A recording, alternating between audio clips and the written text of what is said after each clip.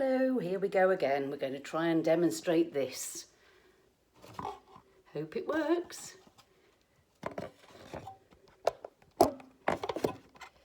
There we go. Okay.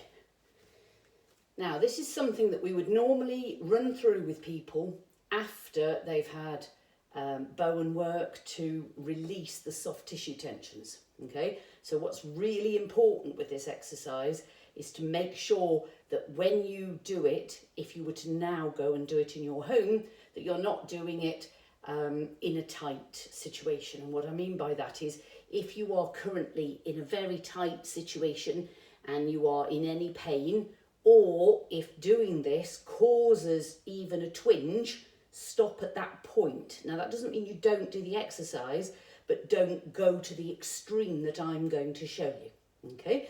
So what we've got here is, this is about aligning your hip, your ankle, your knee, and your foot, so that basically the lines of connection, which, as we've talked about before, run up the leg and across your back and across your front and up to the opposite arm and up into your neck and so on. They are critical feedback mechanisms for your brain to understand where you are in space, which is your proprioception. They're also very helpful in allowing the body to retain balance. And we're not talking something woo-woo here, we're talking an awareness of your balance and where you are in space, and helping you to prevent falls as well. Okay, so this is about preventing injury and preventing falls. So what you're doing here is, if you can do it totally pain-free, otherwise go only part way. So I'm putting my hands on my hips, I'm turning my body, so you can see that my feet are facing in that direction and my body is facing in this direction. So I am at right angles. If you can't get that way, go part way. And then another time you might be able to get further around. Okay, so here we are in position, and as I said, some of you may be a bit further, further back towards facing the front at the moment, but over time you should find that you improve. I am now standing on the outside of this foot and the inside of this foot. I am holding this position firmly, where I continue to be facing the wall, and I am rocking this foot, and I'm deliberately in bare feet so that you can see this.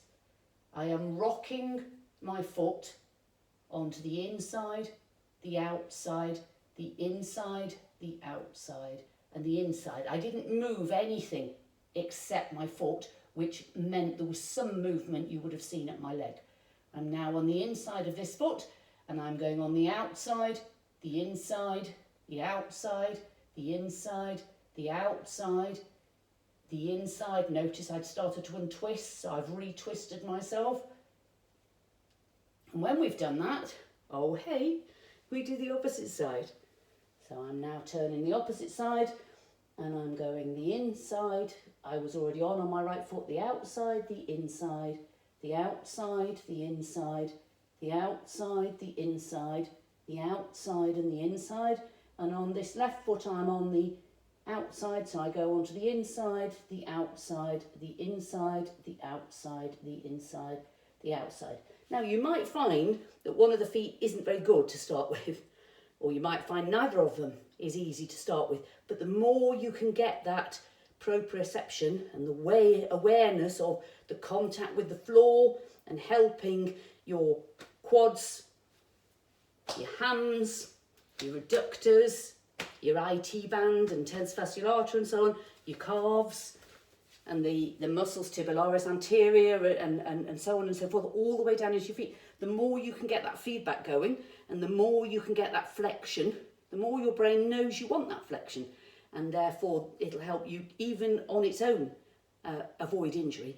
But more than that, it will help sort of really correlate between your brain and what's going down on the ground, which is kind of an important